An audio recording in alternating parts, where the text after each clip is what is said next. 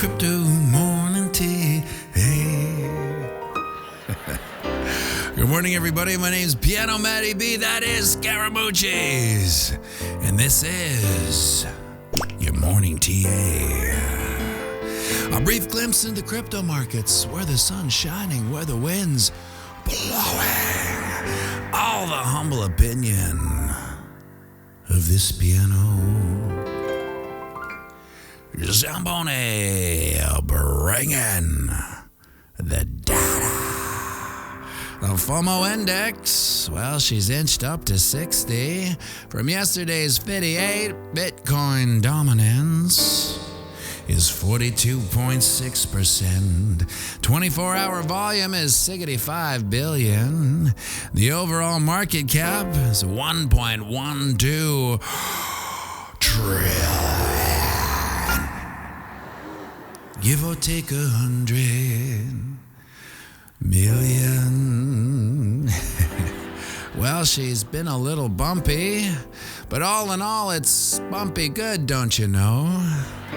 After roller coastering all weekend long, trying to break 25K and then getting slapped down, and then trying to break it again and then getting slapped down again, finding a bottom and a bounce at 23.8. We've recently peaked out at 25.2, and it fluttered back down to a time of production 24.8. Now you can see how we've just been testing this channel resistance over and over, and I'm not a fan of all these rejections, as it just tuckers out them bulls eventually. We've carved out some interesting corroborative patterns. First, let's shift this to an ascending triangle, which has a decent probability of a bullish breakout.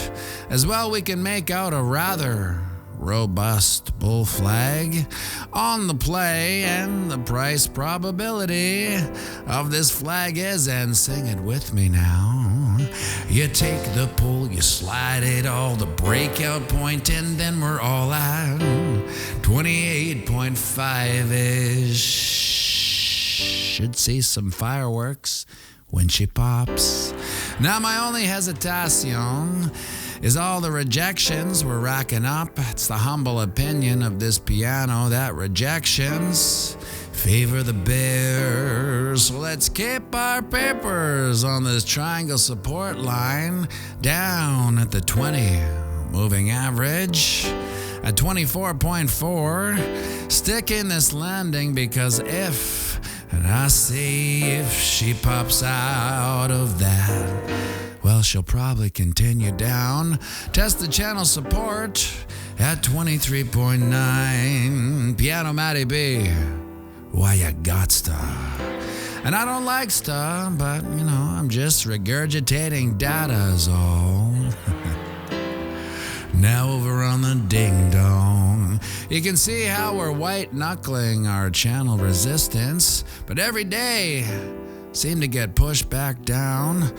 For me to sign off on further bullish prowess, I'd like to see a small pump up to say 25.8-ish, then retrace back to test and convert resistance to official support. And then, my friends, there's a massive volume gap, and she's good to 28.5-ish. And I was today years old when I found out that the dot on the top of an I or a J has a name. And of course it's called, is that a dad alert? Yes, it is. Ouchie McCuckus. Seems we have some OG bearish divergence on both the MACD and the RSI. This price action has made higher highs while the indicators have made lower highs.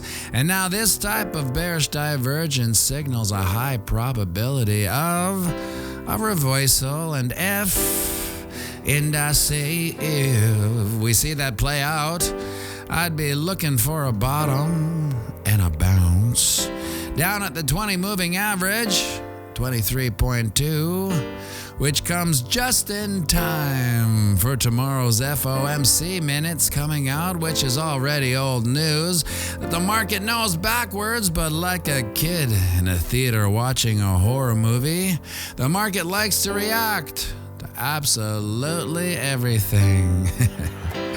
So it could be the gas that lights some pretty big moves. But then again, after the dust settles, we'll probably revert back to our new mean of 24.7-ish. And unlike the dinosaurs that are in charge of stealing your wealth and enslaving your children, I am not a monster, so I won't close this video without giving you the name of that little dot that sits above the I and the J. That little dot's called a tittle, which means a tiny amount or part of something. Much like Trudeau, the communist dictator of Canada, a political tittle, if you will. And remember, we're playing the same game as our psychopathic elected lead. And that's right, it's the long game. So zoom out and have a fantastic day. And sing it with me now. Or on the banks of boom to spang, Bitcoin, crypto, morning tea. Hey, whoa, ch-ch-ch-ching.